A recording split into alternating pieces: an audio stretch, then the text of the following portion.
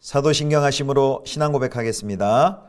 전능하사 천지를 만드신 하나님 아버지를 내가 믿사오며 그 외아들 우리 주 예수 그리스도를 믿사오니 이는 성령으로 잉태하사 동정녀 마리아에게 나시고 본디오 빌라도에게 고난을 받으사 십자가에 못 박혀 죽으시고 장사한 지 사흘 만에 죽은 자 가운데서 다시 살아나시며 하늘에 오르사 전능하신 하나님 우편에 앉아 계시다가 저리로서 산자와 죽은 자를 심판하러 오시리라. 성령을 믿사오며 거룩한 공예와 성도가 서로 교통하는 것과 죄를 사하여 주시는 것과 몸이 다시 사는 것과 영원히 사는 것을 믿사옵나이다. 아멘.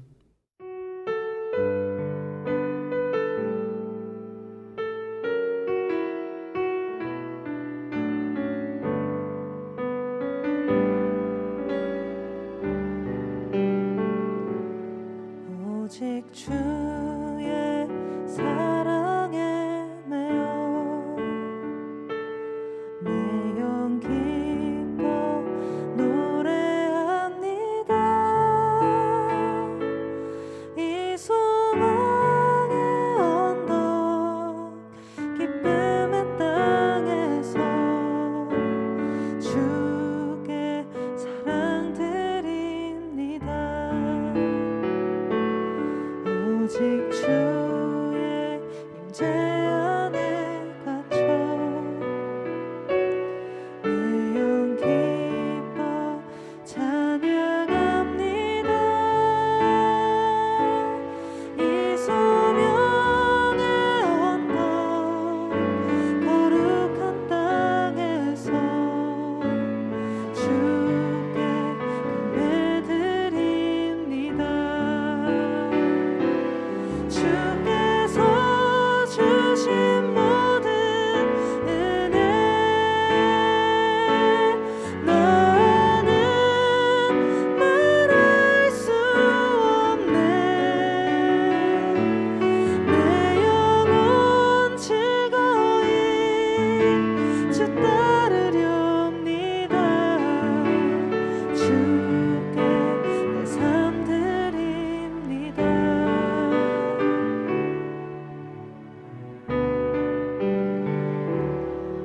오직 주의 사랑에 매여 내 영 기뻐 노래합니다. 이 소망의 언덕 기쁨의 땅에서 주께 사랑 드립니다. 오직 주의 임재 안에 갇혀 내 영 기뻐 찬양합니다. 이 소명의 언덕 거룩한 땅에서 주께 예배드립니다. 주께서 주신 모든 은혜 나는 말할 수 없네. 내 영혼 즐거이 주 따르렵니다. 주께 내 삶 드립니다.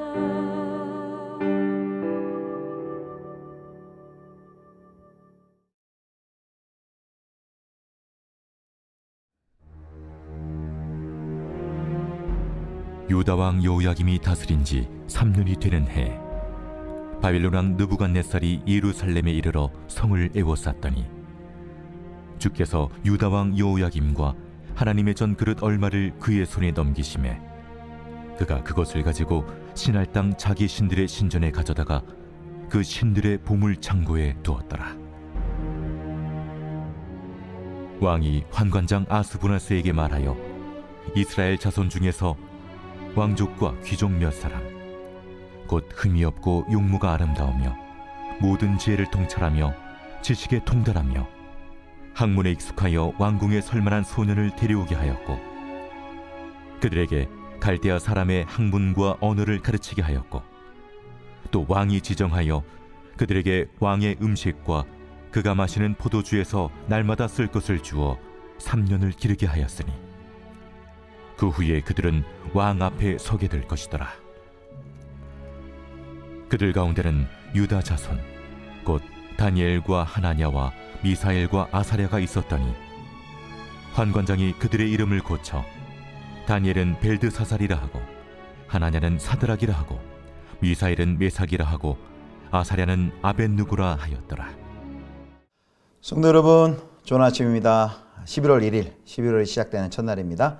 11월 한 달도 하나님과 동행하시는 성도님들 되실 수 있기를 주님의 이름으로 축원합니다. 오늘 본문은 다니엘 1장 1절에서 7절까지 말씀입니다. 자, 이제 11월부터 다니엘 묵상이 들어가는데요. 다니엘은 하나님이 재판하신다라는 그런 뜻을 가지고 있습니다.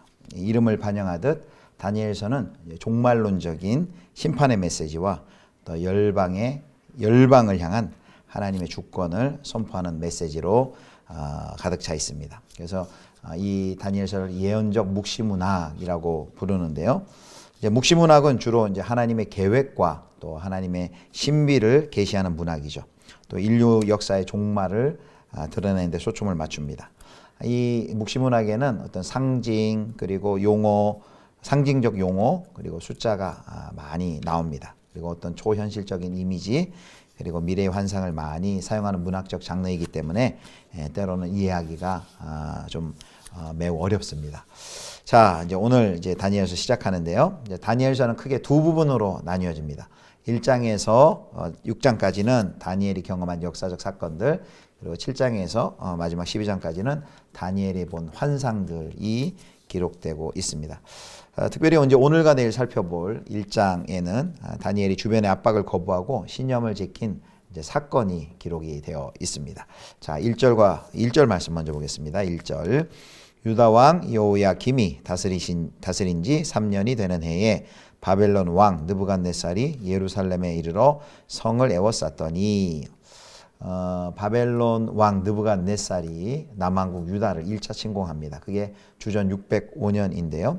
그때 다니엘은 여러 사람들, 여기 보면 여호야김이 있죠. 유다 왕과 함께 이제 포로로 끌려가게 됩니다. 근데 성경은 이런 전쟁에 집중하기보다는 그 전쟁 그 사건의 배후에 성경이 관심을 가지고 주목합니다. 그 배후를 주목합니다. 2절입니다. 주께서 유다 왕 여호야김과 하나님의 전 그릇 얼마를 그의 손에 넘기심에 그가 그것을 가지고 신할 땅 자기 신들의 신전에 가져다가 그 신들의 보물 창고에 두었더라. 아멘. 느부갓네살이 예루살렘을 침공하고 이제 여호야김과 다니엘 등 여러 포로들을 끌고 갑니다. 또 그와 더불어서 하나님을 예배할 때 쓰던 그 성전 기물들을 다 탈취해서 자기 신전 창고에 갖다가 옮겨 놓습니다. 그것은 바벨론의 신이 유다의 신을 이겼다라는 것을 보여주기 위함이죠. 그런데 이 모든 것이 느부갓네살이 군사력이 강대해서 느부갓네살의 의도대로 된 것처럼 눈에는 보일지 모르지만 성경은 2절에 보면 무엇을 강조합니까? 2절에 보면 그의 손에 넘기심에라는 표현이 나옵니다. 주께서 유다를 바벨론 왕 느부갓네살에게 넘겼다라는 것이죠. 하나님이 넘겨주셨기 때문에 이 일이 일어났다는 것입니다.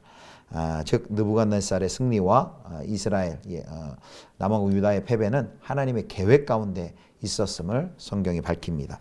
그것은 결코 하나님이 무능하시거나 하나님이 무정하시기 때문이 아닙니다. 이스라엘의 하나님을 향해 반역과 죄악 그 모든 골문 상처들을 치료하시기 위한 하나님의 극약 처방인 것이죠.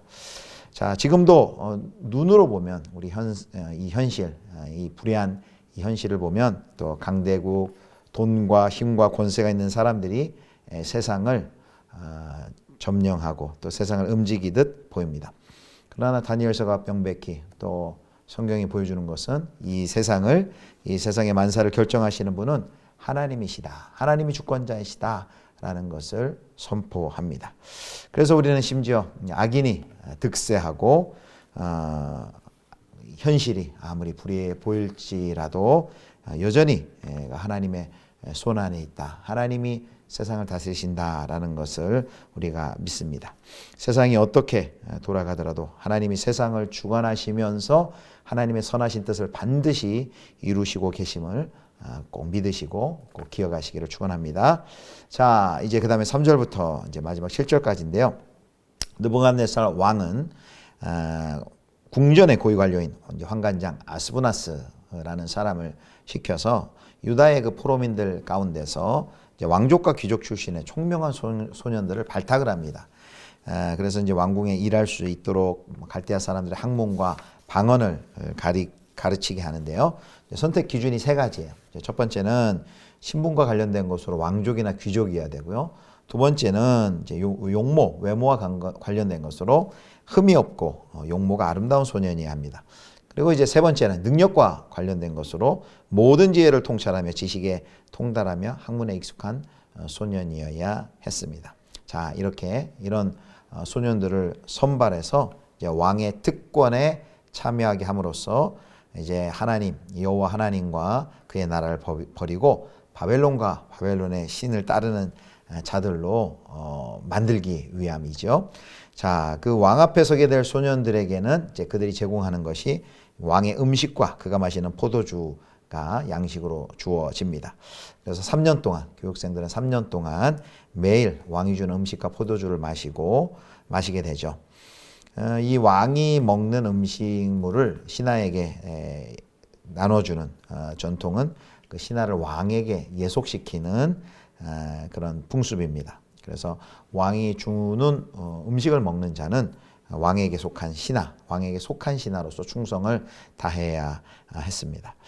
자, 이제 바벨론으로 끌려온 이스라엘 사람들 가운데 이제 유다 출신의 이름, 이제 네 사람의 이름이 언급이 됩니다. 6절입니다.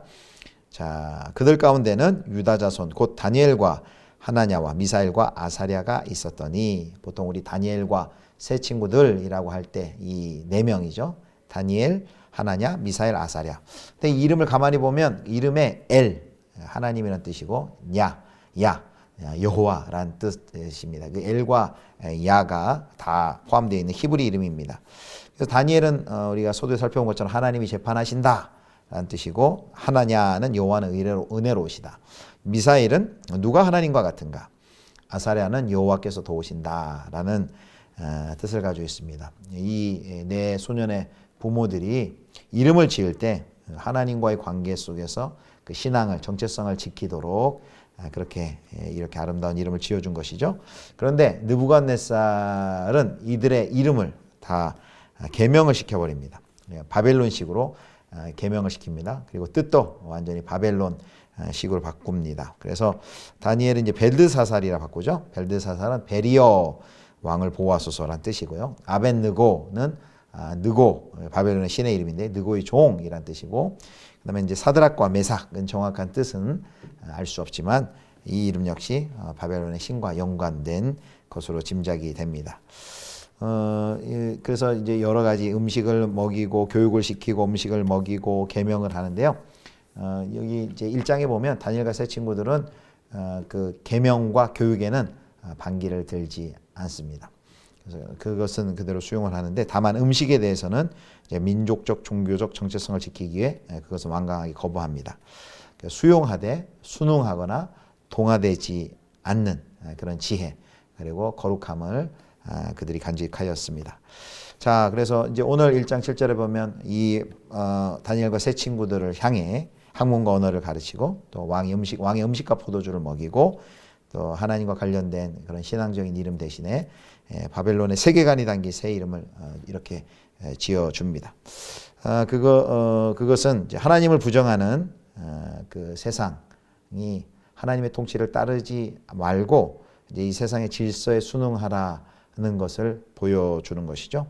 하나님의 백성을 이렇게 집요하게 계속해서 압박을 합니다. 그때나 다니엘의 세 친구 바벨론의 포로에 있던 그때나 지금 이 세상도 마찬가지죠. 그래서 이 다니엘서는 불의한 세상 속에서 마치 바벨론의 포로와 같은 포로 생활을 하는 것 같은 그런 불의한 세상 속에서 어떻게 하나님의 백성들이 순결하게 살아가야 할지를 알려줍니다. 낯선 땅에서 하나님과 함께하기가 이제 오늘 이제 설교의 제목인데요. 하나님을 대적하는 불의한 세상, 그 낯선 땅에서 어떻게 우리가 하나님과 동행할 것인가, 함께할 것인가에 대한 지혜를 주는 책이 바로 이 다니엘서입니다. 아무쪼록 이 다니엘서 이제 13장까지 이제 묵상을 통해서 하나님이 어떠한 상황 속에서도 온 세상의 통치자, 주관자이심을 굳게 믿고 오늘도 하나님의 백성으로서 이 불의한 세상 속에서 순결함과 거룩함을 유지해 나가는 법을 또 잘 배우실 수 있기를 주님의 이름으로 축원합니다. 기도하겠습니다.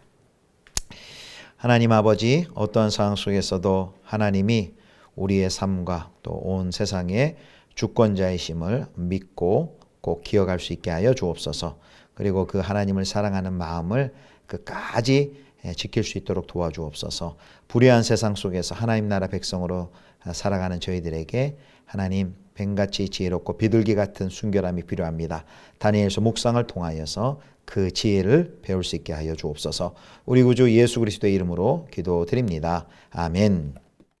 하늘에 계신 우리 아버지여, 이름이 거룩히 여김을 받으시오며 나라의 임하옵시며 뜻이 하늘에서 이룬 것 같이 땅에서도 이루어지이다. 오늘날 우리에게 일용할 양식을 주옵시고 우리가 우리에게 죄 지은 자를 사하여 준 것 같이 우리 죄를 사하여 주옵시고 우리를 시험에 들게 하지 마옵시고 다만 악에서 구하옵소서. 대개 나라와 권세와 영광이 아버지께 영원히 있사옵나이다. 아멘.